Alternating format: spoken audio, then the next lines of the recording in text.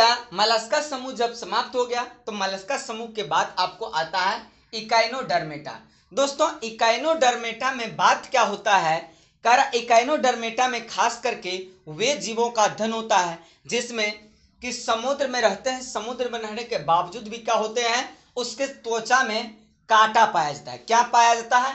कांटा पाया जाता है। यही कांटा पाने जाने के कारण इन जंतुओं को इकाइनोडर्मेटा समूह में रखा गया है। दोस्तों वर्तमान में इकाइनोडर्मेटा समूह में लगभग 6000 प्रजातियों की जो है चर्चा की गई है और 6000 प्रजातियों का पता लगा गया है। इन जंतुओं की विशेषता जो है एक निश्चित तो नहीं कहा जाए, लेकिन अब तक 6000 प्रजाति लग गया और इकाइनोडर्मेटा में कुल अब तक ऐसे 6000 का ही पता लगा है।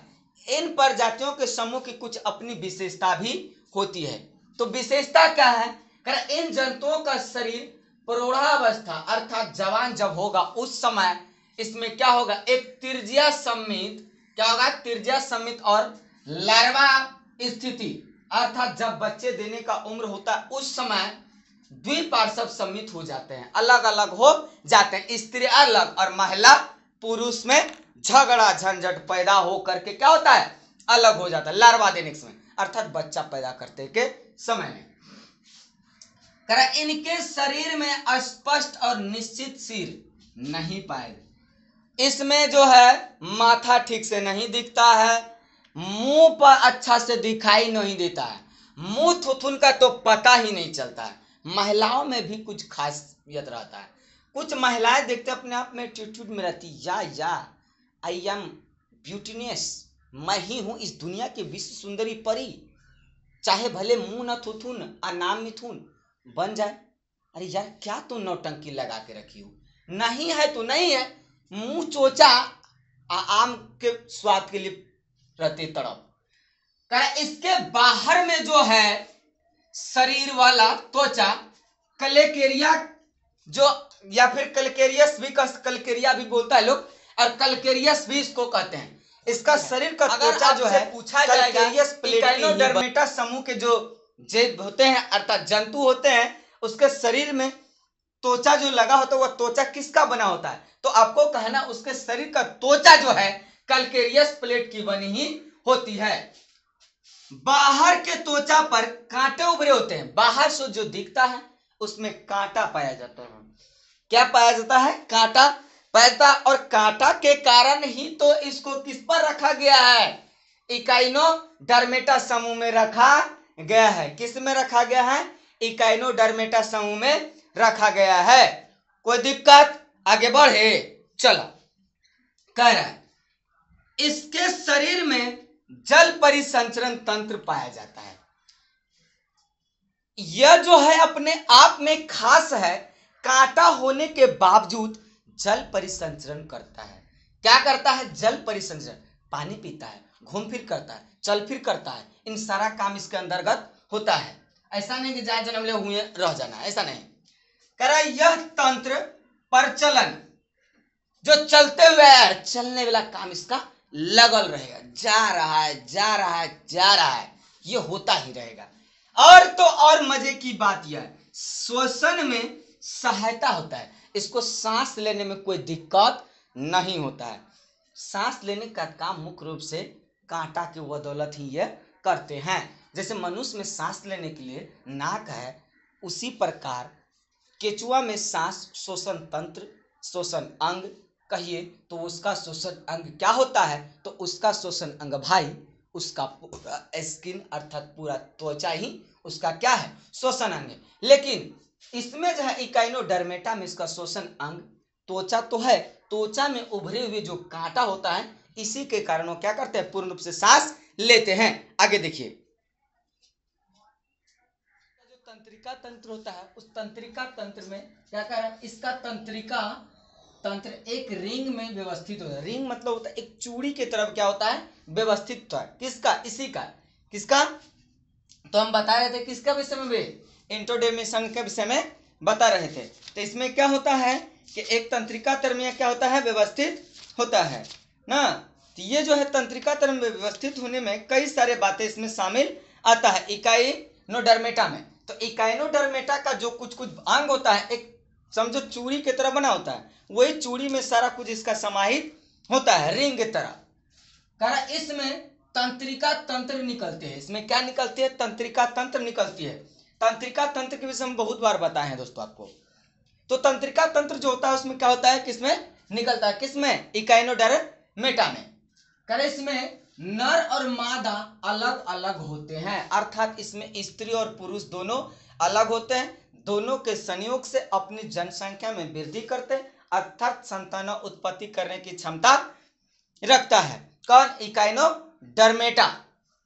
ये तो पता है कि ये दूध पार्षद सम्मिलित हो जाता है, अर्थात ये अलग हो जाते हैं। अलग होने के कारण ही क्या करते हैं? संतानों उत्पत्ति करने में सागत है। वो भी कब? जब प्रौढ़ावस्था, जब युवा अवस्था उसका आ जाता है तब। कारण कि ये समुद्र की तली में एवं तट पर भी पाए जाते हैं। जो समुद्र का निचला वाला हिस्सा होता है, मिट्टी वाला स्तर, वहां पर भी ये पाया जाता है, और समुद्र के तट पर भी पाया जाता है। जब मान के लिए ज्वार वार आया, बाहर निकल गया, या फिर ऐसे भी हिलोर से चला गया, तो ये क्या होता है कि कभी कभी समुद्र के साइड पर, किनारा पर लग जाएगा, और जमीन के नीचा समुद्र के जो पानी होता है तल्ली पर भी आ जाता है। क्योंकि चल फिर करते रहता है, शोषण करता रहता है, परिसंचरण का घूम फिर करबे करता है, तो इसके कारण भी तो ये उन्नत तो हो ही जाएगा ना। कारण इनके शरीर में नलिकावत पैर पाए जाते हैं। नलिका की तरह इसके शरीर में क्या पाए जाते हैं? पैर पाए जाते हैं, जो प्राय प्रचलन गैसों का आदान प्रदान करता है। क्या करता है? प्रचलन गैसों का आदान प्रदान करता है। और तो मजे की बात यह है कि अपना भोजन अंतर्ग्रहण, भोजन ठूसने के लिए, ग्रहण करने के लिए तो भाई चलना तो पड़ेगा ही। क्या मनुष्य को बिना कमाए चले भोजन मिलेगा? इसको भी अपना भोजन के लिए चलना पड़ता है। अपना भोजन के लिए चलना किसको नहीं पड़ता है? तो कुछ परजीवी या फिर पादप, तो फिर प्लांटी किंगडम में आ जाएगा, पादप जगत में वह आ जाएगा। इस समूह के कुछ प्राणियों में स्पर्शक पाए जाते हैं। स्पर्शक मतलब अपने आप स्पर्श करने की क्षमता, खींच के लाने की क्षमता रखता है।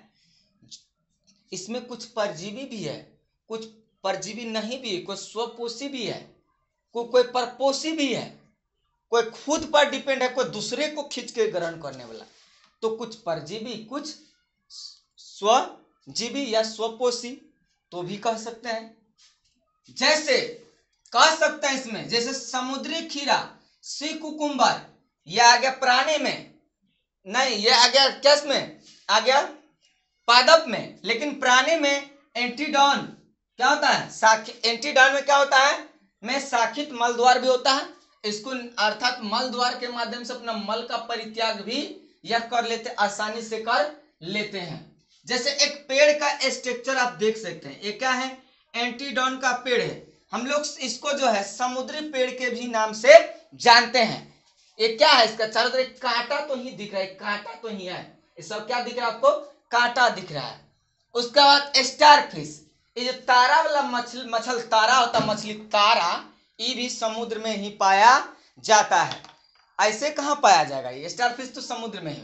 उसका सी कुकुम्बर, समुद्री खीरा, ये एक प्रकार का पादप है। क्या है? पादप है। सी कुकुम्बर, समुद्री खीरा, ये भी समुद्र में ही पाया जाता है, इसलिए नाम पड़ा सी कुकुम्बर।